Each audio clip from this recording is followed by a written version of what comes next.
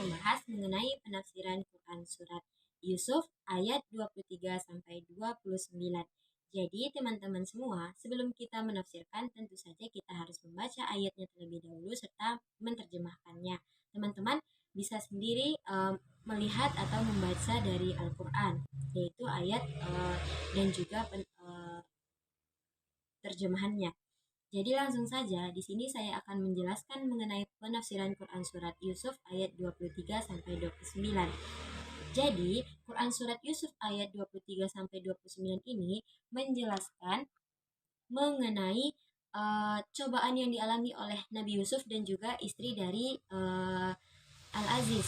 Jadi, ayat 23 sampai 25 ini memberikan atau tafsirannya yaitu istri dari seorang Al-Aziz menggoda Nabi Yusuf untuk berzina. Tetapi Nabi Yusuf menolak dengan tegas. Ia berlindung kepada Allah Subhanahu wa taala dan lari dari godaan tersebut.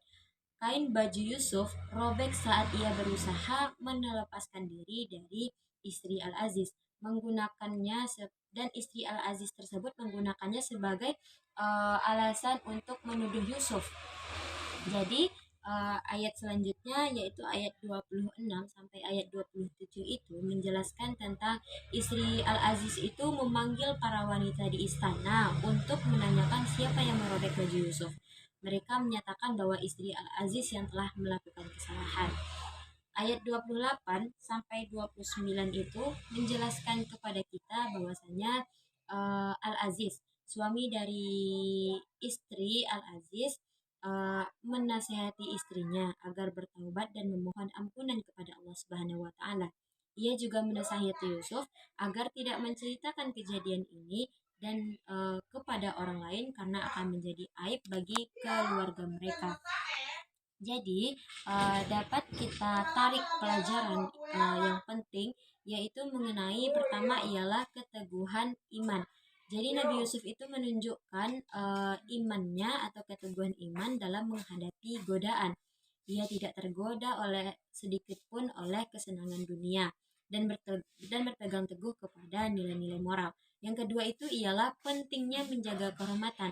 Kisah ini mengajarkan kepada kita, apalagi yang perempuan, untuk menjaga kehormatan dan menekankan pentingnya menjaga diri dari dan orang lain.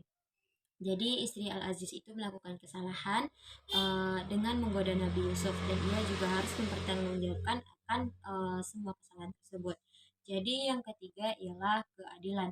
Jadi kisah ini itu menjelaskan mengenai menunjukkan bahwa Allah itu maha adil. Jadi meskipun istri Al-Aziz itu berusaha menutupi kesalahannya, kebenaran pasti akan terungkap.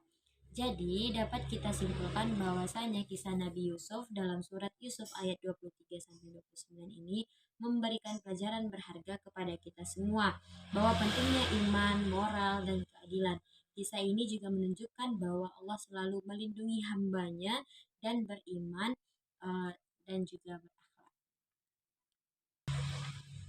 Nah, teman-teman semua kan udah tahu nih penafsiran Quran surat Yusuf ayat 23 sampai 29 ini, maka kita dapat menarik atau mengimplikasikannya dalam pendidikan, yaitu pertama kita dapat melakukan pendidikan karakter. Jadi kisah Nabi Yusuf itu mengajarkan keteguhan iman dan moral yang tinggi dalam menghadapi godaan. Jadi pendidikan itu harusnya tidak hanya berfokus pada transfer ilmu atau pengetahuan saja, tetapi juga pada pembentukan karakter siswa yang kuat. Jadi kisah itu dapat menjadi contoh bagaimana seseorang itu dalam menolak godaan dan tetap berpegang teguh kepada iman dan agama kita. Jadi yang kedua ialah pendidikan kesetaraan gender. Kisah ini menjadikan atau menunjukkan bahwa baik laki-laki maupun perempuan dapat melakukan kesalahan. Dari istri Al-Aziz kita belajar mereka istri Al-Aziz itu melakukan kesalahan dengan menggoda Yusuf, sementara Yusuf sendiri tidak tergoda. Sementara Yusuf sendiri tidak melakukan kesalahan. Jadi pendidikan harus mengajarkan tentang mengenai kesetaraan gender dan menghindari stereotip. Kisah ini dapat digunakan untuk mendiskusikan peran tanggung jawab laki-laki dan perempuan dalam masyarakat. Jadi yang ketiga ialah pendidikan keadilan. Meskipun istri Al-Aziz itu mencoba untuk menutupi kesalahannya, kebenaran pasti akan terungkap. Allah itu adalah Maha Adil.